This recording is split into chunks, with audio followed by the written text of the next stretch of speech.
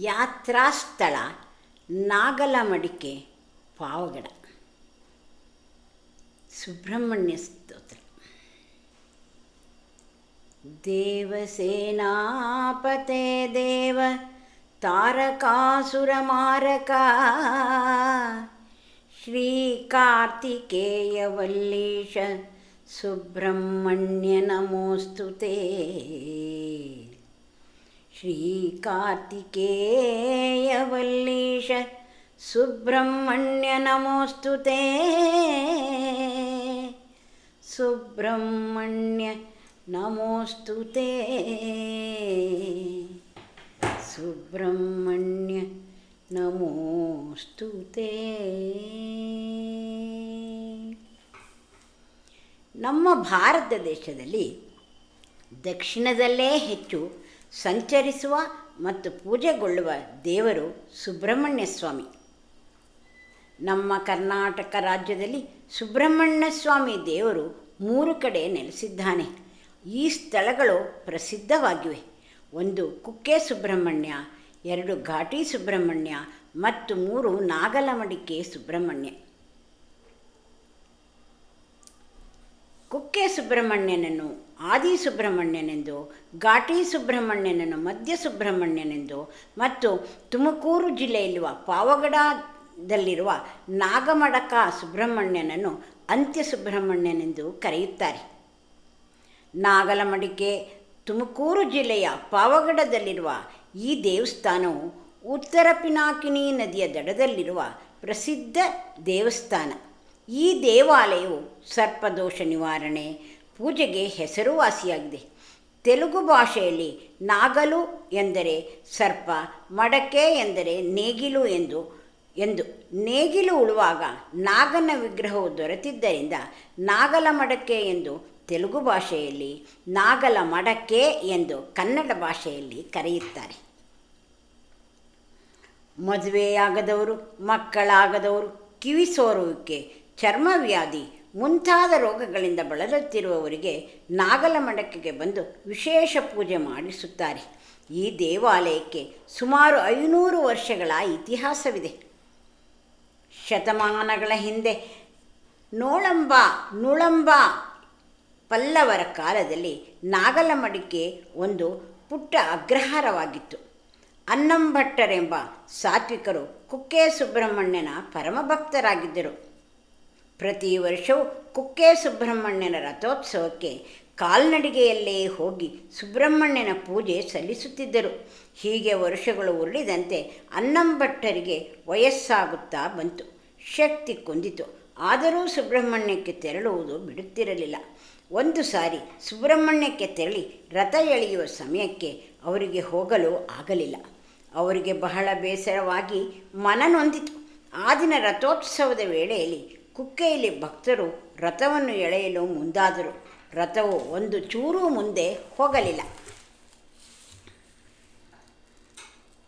ಆಗ ಭಕ್ತನೋರ್ವನ ಮೈಮೇಲೆ ಸುಬ್ರಹ್ಮಣ್ಯ ಸ್ವಾಮಿ ಆವಾಹನೆಯಾಗಿ, ನನ್ನ ಭಕ್ತನೊಬ್ಬನು ದೂರದಿಂದ ಬರುತ್ತಿದ್ದಾನೆ, ಆತ ಬರುವವರೆಗೂ ಕಾಯಬೇಕೆಂದು ದೇವರು ಸೂಚಿಸಿದರಂತೆ. ಅನ್ನಂಭಟ್ಟರು ಬಂದು ರಥದ ಹಗ್ಗ ಹಿಡಿಯುತ್ತಿದ್ದಂತೆ ರಥವು ಮುಂದೆ ಚಲಿಸುತ್ತದೆ. ನಂತರ ವಯಸ್ಸಾದ ಕಾರಣ ಅನ್ನಂಭಟ್ಟರು ಕುಕ್ಕೆಗೆ ಬರದಂತೆ ನಾಗಲಮಡಿಕೆಯಲ್ಲೇ ಪೂಜೆ ಮುಂದುವರಿಸು ಎಂದು ಸುಬ್ರಹ್ಮಣ್ಯ ಸ್ವಾಮಿಯು ಭಕ್ತನ ಮೂಲಕ ಅನ್ನಂಭಟ್ಟರಿಗೆ ಸೂಚಿಸುತ್ತಾರೆ. ಜೊತೆಗೆ ಕುಕ್ಕೆ ಸುಬ್ರಹ್ಮಣ್ಯ ಸ್ವಾಮಿ ದೇಗುಲದಲ್ಲಿದ್ದ ಒಂದು ಪಂಚಲೋಹದ ವಿಗ್ರಹವನ್ನು ಅನ್ನಂಭಟ್ಟರಿಗೆ ಕೊಡುತ್ತಾರೆ. ಇಂದಿಗೂ ನಾಗಲಮಡಿಕೆಯ ದೇಗುಲದಲ್ಲಿ ಉತ್ಸವ ಮೂರ್ತಿಯಾಗಿ ಪಂಚಲೋಹದ ಸುಬ್ರಹ್ಮಣ್ಯನನ್ನು ಆರಾಧಿಸುತ್ತಾರೆ. ಕೆಲವು ದಿನಗಳ ನಂತರ ಸುಬ್ರಹ್ಮಣ್ಯ ಸ್ವಾಮಿಯು ಅನ್ನಂಭಟ್ಟರ ಕನಸಿನಲ್ಲಿ ಕಾಣಿಸಿಕೊಂಡು ಉತ್ತರ ಪಿನಾಕಿನಿ ನದಿಯಲ್ಲಿ ತಾನಿರುವುದಾಗಿ, ನನ್ನನ್ನು ಹುಡುಕಿ ಪ್ರತಿಷ್ಠಾಪನೆ ಮಾಡಬೇಕೆಂದು ದೇವರು ತಿಳಿಸುತ್ತಾರೆ. ಸ್ವಪ್ನದ ವಿಷಯವನ್ನು ಊರಿನ ರೈತರಿಗೆ ತಿಳಿಸಿದ ಅನ್ನಂಭಟ್ಟರು ಎತ್ತಿನ ನೊಗದ ಮೂಲಕ ನದಿಯಲ್ಲಿ ಹುಡುಕಿಸುತ್ತಾರೆ. ಸ್ವಲ್ಪ ಸಮಯದ ನಂತರ ನೇಗಿಲು ಮುಂದೆ ಹೋಗದೆ ನಿಂತು ಬಿಡುತ್ತದೆ.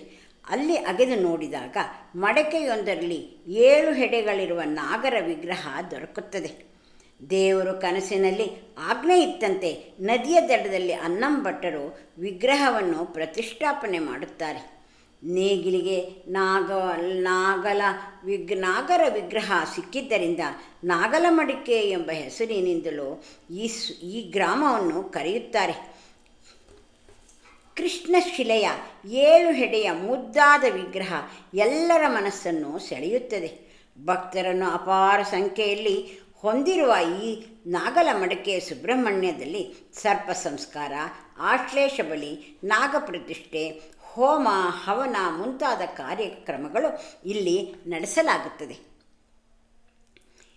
ಕಿವಿ ಸೋರುವಿಕೆ, ಉಸಿರಾಟದ ತೊಂದರೆ, ಚರ್ಮವ್ಯಾಧಿ, ಕಣ್ಣಿನ ತೊಂದರೆ, ವಿವಾಹದಲ್ಲಿ ತೊಂದರೆ, ಸಂತಾನ ಭಾಗ್ಯ, ಜಮೀನು ವ್ಯವಹಾರದಲ್ಲಿ ತೊಂದರೆ, ಇನ್ನು ಮುಂತಾದ ಸಮಸ್ಯೆಗಳಿಗೆ ಪರಿಹಾರಕ್ಕಾಗಿ ಭಕ್ತಾದಿಗಳು ಈ ನಾಗಲಮಡಿಕೆ ಸುಬ್ರಹ್ಮಣ್ಯನ ದೇಗುಲಕ್ಕೆ ಲಕ್ಷಾಂತರ ಸಂಖ್ಯೆಯಲ್ಲಿ ಬರುತ್ತಾರೆ. ಪ್ರತಿ ವರ್ಷ ಪುಷ್ಯ ಶುದ್ಧ ಷಷ್ಠಿಯಂದು ನಾಗಲಮಡಿಕೆಯಲ್ಲಿ ರಥೋತ್ಸವ ನಡೆಯುತ್ತದೆ ಮತ್ತು ದನದ ಜಾತ್ರೆಯೂ ನಡೆಯುತ್ತದೆ. ಆ ದಿನ ಭಕ್ತಾದಿಗಳು ಉಪವಾಸದಿಂದ ಬಂದು ದೇವರ ಸೇವೆ ಮಾಡುತ್ತಾರೆ. ನದಿ ತಟದಲ್ಲಿ ಅನ್ನದ ಅಡಿಗೆ ಬದನೆಕಾಯಿ ಬಜ್ಜಿ ತಯಾರಿಸಿ ಸ್ವೀಕರಿಸುತ್ತಾರೆ. ನಾಗಲಮಡಿಕೆಯಲ್ಲಿ ಒಂದು ಕಲ್ಲು ಬಂಡೆ ಇದೆ. ಇದು 7 ಹೆಡೆಯ ನಾಗರ ಹಾವಿನಂತೆಯೇ ಕಾಣುತ್ತದೆ. ಇದನ್ನು ತೀಟೆ ನಾಗಪ್ಪ ಎಂದು ಸಹ ಕರೆಯುತ್ತಾರೆ. ತೀಟೆ ಎಂದರೆ ಚರ್ಮವ್ಯಾಧಿ ಎಂದರ್ಥ. ವ್ಯಾಧಿ ಇರುವವರು ಭಕ್ತಿಯಿಂದ ಪೂಜಿಸುತ್ತಾರೆ. ಮಂಗಳವಾರ ಮತ್ತು ರವಿವಾರದಲ್ಲಿ ಹೆಚ್ಚಿನ ಸಂಖ್ಯೆಯಲ್ಲಿ ಭಕ್ತಾದಿಗಳು ಬರುತ್ತಾರೆ. ಆಗಾಗ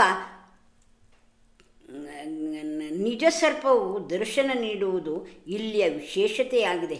ಅಲ್ಲದೆ ಬ್ರಾಹ್ಮಣರು ಊಟ ಮಾಡಿದ ಎಲೆಯನ್ನು ತಲೆಯ ಮೇಲೆ ಹೊತ್ತು ನಂತರ ಪುಣ್ಯಸ್ನಾನ ಮಾಡಿ ದೇವರ ದರ್ಶನವನ್ನು ಕೆಲವು ಭಕ್ತರು ಆಚರಿಸುತ್ತಾರೆ.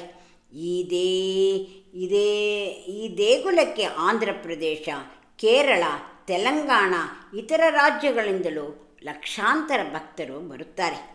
ಮುಂದೆ ಆಂಧ್ರ ಪ್ರದೇಶದ ವ್ಯಾಪಾರಿ ಒಬ್ಬ ಬಾಲಸುಬ್ಬಯ್ಯನವರಿಗೆ ದೈವ ಪ್ರೇರಣೆಯಾಗಿ ಈ ದೇಗುಲವನ್ನು ಇನ್ನೂ ಚೆನ್ನಾಗಿ ನಿರ್ಮಿಸುತ್ತಾರೆ. ಅವರ ವಂಶಸ್ಥರು ಇಂದಿಗೂ ಜಾತ್ರೆ, ಅನ್ನದಾಸೋಹ, ಪೂಜೆ ಮುಂದುವರಿಸಿಕೊಂಡು ಬರುತ್ತಿದ್ದಾರೆ. 3 ಅಡಿ ಎತ್ತರದ 3 ಸುತ್ತು ಸುತ್ತಿರುವ 7 ಹೆಡೆಯ ನಾಗಪ್ಪನಿದ್ದಾನೆ. ಬೇರೆ ಊರುಗಳಿಂದ ಎತ್ತಿನ ಬಂಡಿಯಲ್ಲಿ ಬಂದು ಅಡಿಗೆ ಮಾಡಿ ಸುಬ್ರಹ್ಮಣ್ಯನ ನೈವೇದ್ಯಕ್ಕೆ ಸಲ್ಲಿಸುತ್ತಾರೆ ಮತ್ತು ಒಪ್ಪತ್ತು ಊಟದ ಪದ್ಧತಿ ಮಾಡುತ್ತಾರೆ. 3 ಮಾಸಗಳ ಷಷ್ಠಿಯಂದು ಅನ್ನದ ರಾಶಿಯ ಮೇಲೆ ಉತ್ಸವ ಮೂರ್ತಿಯನ್ನು ಕೂರಿಸಿ ಪೂಜೆ ಸಲ್ಲಿಸುತ್ತಾರೆ. ಪೂಜೆಯ ನಂತರ ನಾಗರ ಹಾವು ಅನ್ನದ ರಾಶಿಯ ಮೇಲೆ ಹಾದು ಹೋಗಿರುವ ಗುರುತು ತೋರುತ್ತದೆ. ಇದನ್ನು ವೀಕ್ಷಿಸಲು ಭಕ್ತರ ದಂಡೇ ಬಂದಿರುತ್ತದೆ.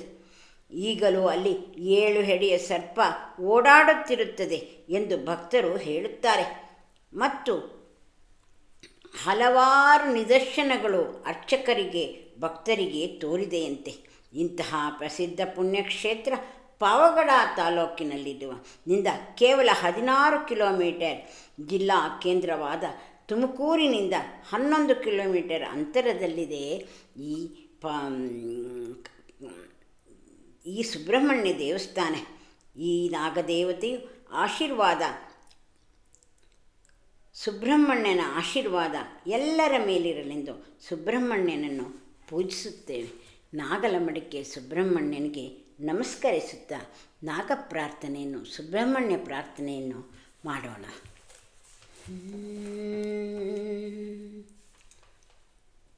ದೇವಸೇನಾಪತೆ ದೇವ ತಾರಕಾಸುರ ಮಾರಕ ಶ್ರೀ ಕಾರ್ತಿಕೇಯ ವಲ್ಲೀಶ ಸುಬ್ರಹ್ಮಣ್ಯ ನಮೋಸ್ತುತೆ.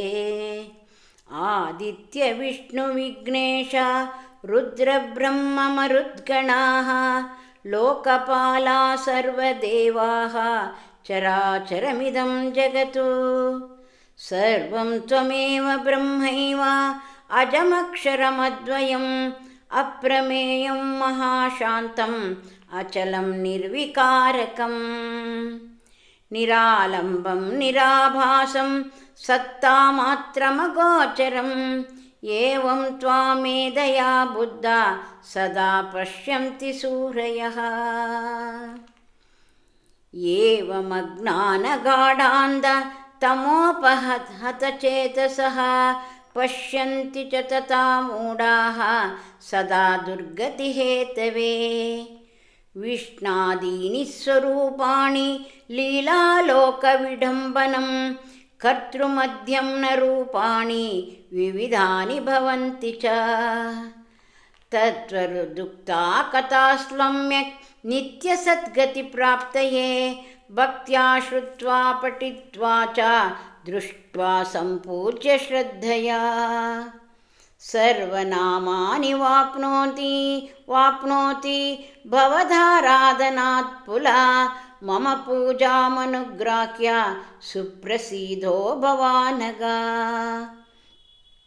चपलं मन्मथवशम् अमर्यादमसूयकं वञ्चकं दुःखजनकं पापिष्टं पाहि मां प्रभो हे सुब्रह्मण्यं सुब्रह्मण्यं सुब्रह्मण्यं सुब्रह्मण्यं सुब्रह्मण्यं सुब्रह्मण्यम् इति सुब्रह्मण्यस्तोत्रं सम्पूर्णम्।